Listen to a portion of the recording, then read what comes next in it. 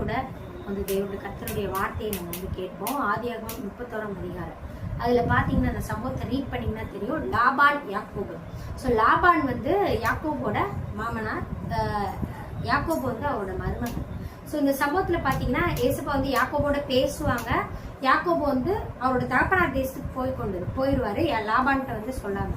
So Laban வந்து யாக்கோபை பிடிக்கிறதுக்காக எப்படியாவது அவரை பிடிக்கணும்னு சொல்லி 7 நாள் தொடர்ந்து போய் அவரை பிடிக்க போவார். இப்போ ஏசப்பா வந்து சொப்பனத்தில் தோன்றி, நீ யாக்கோபிற்கு நன்மையான வார்த்தையை தவிர ஒரு வார்த்தை கூட தீமையை பேசாதபடிக்கு எச்சரிக்கையா இருன்னு சொல்லி சொல்லுவாங்க.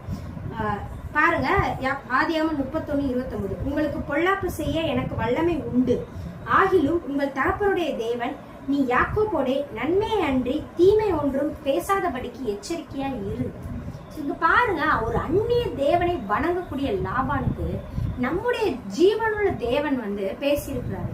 இந்த மாதிரி நீ யாக்கோபுக்கு வந்து விரோதமா ஒண்ணுமே நீ பேசக்கூடாது, ஒரு வார்த்தை கூட பேச விடலங்க. ஸோ இன்றைக்கும் கூட நம்மளோட வாழ்க்கையில நீங்க கலங்கி கொண்டு இருக்கிறீங்களா?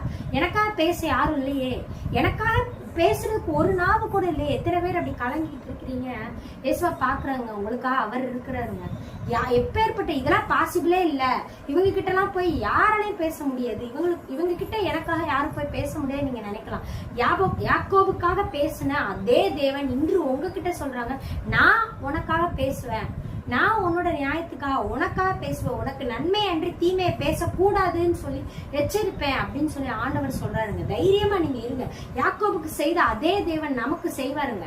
நம் தேவனாகிய கர்த்தர் ஜீவனுள்ள தேவன், அவர் நேற்றும் இன்றும் என்றும் மாறாதவரா இருக்கிறார்.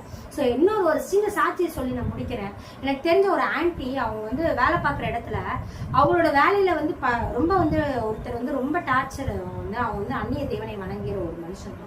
ஸோ அவர் வந்து தினம் வந்து அவங்கள வந்து ரொம்ப கொடூரமா அவங்கள வந்து ட்ரீட் பண்ணியிருக்காங்க. அவங்கள வந்து ரொம்ப டார்ச்சரா வந்து நிறைய வேலை கொடுத்து அவங்கள வந்து இப்படி ரொம்ப ட்ரீட் பண்றப்ப இவங்க மனவேதனையில இவங்க ஏசப்பாப்புல போய் அவங்க அழுது ஜெபம் பண்ணி இருக்கிறாங்க.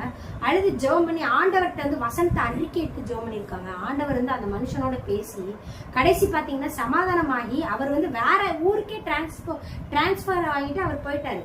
டிரான்ஸ்ஃபார்ம் பண்ணிட்டு அவர் போயிட்டாரு. இந்த ஆன்டிக்கு வந்து அந்த இடத்துல ஒரு பீஸ் கிடைச்சது. கடைசி சமாதானமும் காரியத்தை வாய்க்க பண்ணாங்கங்க.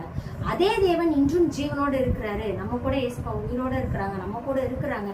அன்றைக்கு ஏசப்பா உங்களுக்கு கொடுக்குற வாக்கு, யாக்கோபுக்காக பேசின நான் உனக்காகவும் பேசுவேன், யாக்கோபுக்காக பேசின நான் உன்னோட இருந்து உனக்காக நான் பேசுவேன், உனக்காக யுத்தம் பண்ணுவேன்னு சொல்றாங்க. ஸோ நீங்க வந்து அதனால தைரியமா இருங்க, ஆண்டவர் கருத்துல ஒப்படைங்க. ஒரு சின்ன ஜெபம் பண்ணி முடிப்போம். அன்புள்ள இயேசுப்பா, நல்லவனை காண செய்த கிருபைக்காக நன்றி அப்பா. நீங்க எங்களோட இருந்து